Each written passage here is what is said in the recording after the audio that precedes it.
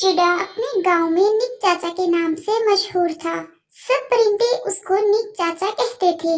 निक चाचा सुबह ही सुबह अपनी मोटर बाइक में बैठकर सब्ज बाग से कच्चे पक्के हरे हरे अमरूद तोड़ने जा रहे थे। निक चाचा की एक ही बेटी स्पीरो थी। निक चाचा की बीवी बरसों पहले स्पीरो की पैदाइश पे गुजर चुकी थी। निक चाचा ने रास्ते में रुककर ठेले वाली दुकान से चंद थैले लिए और बाग को जाने वाली सड़क पे मुड़ गए। उन्होंने बाग में पहुंचकर बहुत सारे अमरूद तोड़े और बाग में खड़े होकर सोचने लगे। एक थैला बिट्टू का, एक मिट्टू का, एक मासी शिमू को दे दूंगा और एक थैला चरक चरा के घर दे दूंगा। इतने सारे थैले उन्होंने अपनी मोटर बाइक पे रखे और फिर घर की राह ली। वो रास्ते में सोच रहे थे, आज एक दो और काम भी निपटाने हैं। बाग के मालिक को भी फोन करूंगा। इसी सोच में सामने से आती कार से टकराकर गिर पड़े और बुरी तरह जख्मी हो गए, जिससे वो बेहोश हो गए। उनकी बेहोशी की इत्तला मिलते ही कैरी तोता एम्बुलेंस लिए वहां पहुंचा और उनको एम्बुलेंस में लेकर अस्पताल को चला गया। डॉक्टर जोजी बहुत से दूसरे मरीजों को चेक कर रही थी। वो बहुत मसरूफ थी। जब उनको इत्तला मिली कि निक चाचा बेहोश हो गए हैं और बहुत जख्मी हैं, तो वो उनका इलाज करने फौरन आई। निक चाचा को कुछ दवाएं दी गईं और इंजेक्शन लगाए गए, लेकिन निक चाचा की तबीयत बेहतर ना हुई। जोजी डॉक्टर ने बहुत सोचो विचार के बाद फैसला किया और जोजू और कैरी से कहा, निक चाचा को बचाने का एक ही तरीका है, लेकिन बहुत खतरनाक है। खतरों से खेलने वाला खिलाड़ी चाहिए, जो कि शाशा बस्ती में रहने वाले टिम देओगिप से मुकाबला करके सिम सिम का फूल ला सके। ये सुनकर जोजू बोला, इससे क्या होगा? डॉक्टर जोजी ने जवाब दिया, सिम सिम के फूल का रस निकाल के हम निक चाचा के जख्मों पे लगाएंगे और रस के कुछ कतरे उनके मुंह में टिपकाएंगे, जिससे उनको होश आ जाएगा। ये सुनकर जोजू कौवा बोला, अरे वाह, लेकिन ये खतरनाक काम कौन करेगा? कैरी तोता जो अब तक खामोश था, ये काम करने के लिए मान गया और बुध वाले दिन निकलने की तैयारी करने लगा। कैरी को जाने के लिए तैयार होता देखकर डॉक्टर जोजी कहने लगी, कैरी, तुम आओ, मैं तुम्हें रास्ता समझा दूं। कैरी ने कहा, जी जी जरूर। डॉक्टर जोजी कहने लगी कि तुम यहाँ से सीधा बाएं जानिब उठ जाओ। वहाँ से 10 किलोमीटर आगे तुम्हें एक नारंगी फूलों वाला दरख्त नजर आएगा। तुम उसकी ऊपर वाली शाख पे बैठ जाना। फिर तुम्हें वहाँ दरख्त पे एक नक्शा लटका हुआ मिलेगा और उसको तुम उठा लेना। बाकी सब तुम्हें उस नक्शे में समझ आ जाएगी। और जितने भी खतरे आए, घबराना मत। अब जाओ, कल सुबह सूरज निकलने से पहले निकल जाना। तुम्हें बुध के दिन का सूरज गरूब होने से पहले इस नारंगी दरख्त तक पहुँचना होगा। अगले दिन सुबह ही सुबह कैरी तोता बाएं जानिब उड़ गया। 10 किलोमीटर उड़ने के बाद वो बहुत थक चुका था। उससे पहले कि वो थकावट और भूख से नढाल होके गिरता, उसे नारंगी फूलों वाला दरख्त नजर आ गया। वो उस दरख्त तक गया और उसके ऊपर वाली शाख पे बैठ गया। वहाँ बैठे उसे कुछ देर गुजरी थी कि उसे एक फटा पुराना नक्शा दरख्त की टहनी पे लटका दिखाई दिया। उसने वो उतारा और नीचे बैठकर नक्शा फैलाकर उसको गौर से देखने लगा। वो गौर से नक्शा देखकर उसे समझने की कोशिश कर रहा था कि उसे दरख्त से आवाज सुनाई दी, बात सुनो खूबसूरत तोते। कैरी एकदम ये आवाज सुनकर घबरा गया और डर गया। डरो नहीं तोते, मैं नारंगी फूलों वाला दरख्त हूँ। अगर तुम मुझे पानी पिला दो तो बहुत मेहरबानी होगी। मैं कई दिनों से प्यासा हूँ। ये सुनकर कैरी तोता उड़कर गया और कुछ दूर मौजूद तालाब से पानी भर लाया। उसने पानी दरख्त की जड़ों में डाला। प्यास बुझा लेने के बाद दरख्त कहने लगा, तुम एक नेक दिल और अच्छे तोते हो। मैं तुम्हारी मदद जरूर करूँगा। ये सुनकर कैरी कहने लगा, मैं सासा नगर के देव से सिम सिम फूल लेने जा रहा हूँ।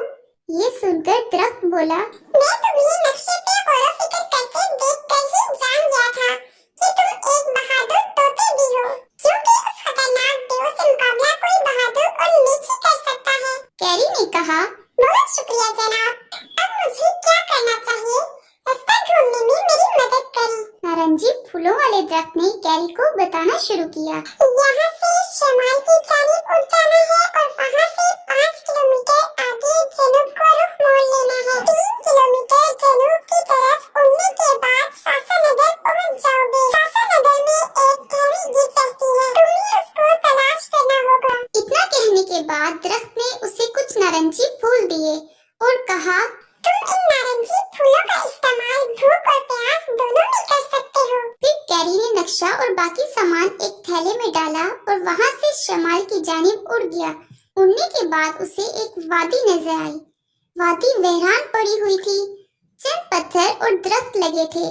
कैरी तोते को पूरी वादी में कहीं भी टैमी गिद्ध नजर नहीं आई। कुछ देर इधर उधर नजरें दौड़ाने के बाद उसे एक पुराना खैमा लगा दिखाई दिया। कैरी तोते ने सोचा, हो सकता है टैमी गिद्ध मुझे यहीं मिल जाए।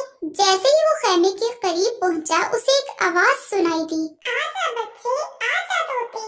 कैरी खैमे के अंदर दाखिल हो गया। बाहर की निस्बत अंदर से खैमा काफी बड़ा था। सामने ही टैमी गिद्ध बैठी थी। उसने कैरी तोते से सवाल किया, तुम क्या जानना चाहते हो? कैरी तोते ने कहा, मेरे गांव के एक बुजुर्ग चाचा निक इंतहाई जख्मी और लाचार हैं। मैं उनके लिए तुम देवगिद्ध से सिम का फूल लेने जा रहा हूँ। अब मुझे इधर से आगे किस रुख को जाना होगा, जहाँ से मैं अपनी मंजिल पे पहुँच सकूँ। तुम परेशान ना हो, तुम नेक दिल बंदे हो जो किसी की जान बचाने के लिए अपनी जिंदगी मुश्किल में डाल रहे हो। आओ पहले खाना खा लो। कैरी तोते को बहुत भूख लगी थी। कैरी ने पेट भरकर खाना खाया। उसके बाद टैमी गिद्ध ने बताना शुरू किया, देखो नेक दिल तोते, यहाँ से 1 किलोमीटर आगे सुरमई पहाड़ी है। उस पहाड़ी से आगे सासा नगर शुरू हो जाता है। वहाँ टिम देव रहता है। टिम देव तुम्हें वहाँ देखकर आग बबूला हो जाएगा, लेकिन तुम घबराना मत। तुमने टिम देव के सर पे मौजूद टोपी उतारनी है। जैसे ही तुम टोपी उतारोगे, देव की ताकत खत्म हो जाएगी और एकदम वहाँ स्याह रंग का धुआं फैलेगा और तुम्हें सामने ही सब्ज रंग के पानी की झील नजर आएगी। झील के दूसरे किनारे पे सिम के फूल का पौधा है। फूल साल में एक बार एक ही लगता है और बहुत नाजुक होता है। उसको एहतियात से तोड़ लेना। ये सुनकर कैरी तोता वहाँ से चला गया। 1 किलोमीटर का फासला तय करते ही वो टिम देव की वादी में पहुँच चुका था। देव ने उसको देखा तो आग बगोला हो गया और जोर से बोला, ऐ तोते, तुम्हारी इतनी जरूरत कि तुम मेरी वादी में आए। कैरी तोता खामोश खड़ा रहा और देव के करीब आने का इंतजार करने लगा। जैसे ही देव करीब आया, कैरी ने उसके सर से टोपी उतार ली। टोपी के उतरते ही स्याह रंग का धुआं फैलने लग गया और कुछ लम्हों बाद जब धुआं खत्म हुआ तो वहाँ सब्ज रंग की एक खूबसूरत झील थी। झील के किनारे पे एक कश्ती खड़ी थी। कैरी कश्ती में बैठा और कुछ ही देर में पुल के करीब पहुंच गया। पुल तोड़ते ही कैरी ने फिर वापसी का सफर तय करना शुरू कर दिया और कुछ ही देर में वो वापस पहुंच गया। जैसे ही वो वापस पहुंचा, उसने वो फूल डॉक्टर जोजी को दे दिया। डॉक्टर जोजी ने फूल का अर्क निकाल के निक चाचा को पिलाया और कुछ उनके जख्मों पे लगाया, जिससे निक चाचा को होश आ गई। चाचा निक को जब पता चला कि कैरी तोते ने उनकी जान बचाने के लिए अपनी जान मुश्किल में डाली, तो उन्होंने उसका शुक्रिया अदा किया और फिर जब वो ठीक हो गए तो अपने घर वापस आ गए। और कुछ दिन बाद फिर कैरी तोता निक चाचा की खैरियत लेने घर गया।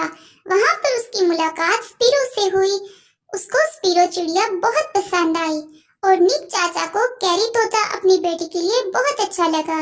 फिर निक चाचा ने कैरी तोता से उसकी रजामंदी पूछी, क्या वो स्पीरो से शादी करना चाहता है। निक चाचा का ये फैसला कैरी तोता ने कबूल किया और फिर वो इस रिश्ते के लिए रजामंद हो गया। कुछ दिन बाद कैरी तोता और स्पीरो चिड़िया की शादी थी। वो शादी की तैयारियां करने लगे और आखिर वो दिन आ गया जिस दिन कैरी तोता और स्पीरो चिड़िया की शादी थी। गांव के सब परिंदों ने स्पीरो चिड़िया और कैरी तोता की शादी में खुशी से शिरकत की। सब परिंदे उन दोनों की शादी में बहुत ही खुश दिखाई दे रहे थे। स्पीरो चिड़िया कैरी तोता के घर आ गई थी। वो दोनों बहुत खुश थे और उन दोनों ने हंसी खुशी जिंदगी गुजारने का फैसला किया। दूसरी तरफ निक चाचा परेशान और उदास थे क्योंकि अब वो अकेले रह गए थे। उनकी एक ही प्यारी सी बेटी थी जो हर वक्त उनकी आंखों का तारा रहती। अब वो दूर जा चुकी थी, जिसको वो रोज नहीं देख सकते थे। शादी के बाद कैरी तोता स्पीरो चिड़िया के साथ निक चाचा के घर आया। निक चाचा को उदास देखकर कैरी ने कहा, निक चाचा, आप उदास मत हो। मैं और स्पीरो चिड़िया आपसे मिलने आते रहा करेंगे और जब आप उदास हो तो आप हमसे मिलने आ जाया करें। निक चाचा ये सब देखकर बहुत खुश हुए और उनको ढेर सारी दुआएं दी। अगर आप डेज़ी चिड़िया और निक चिड़ा की कहानियाँ देखना और सुनना चाहते हैं तो इस चैनल को सब्सक्राइब करें, वीडियो को लाइक करें और अपने फ्रेंड्स के साथ शेयर करें।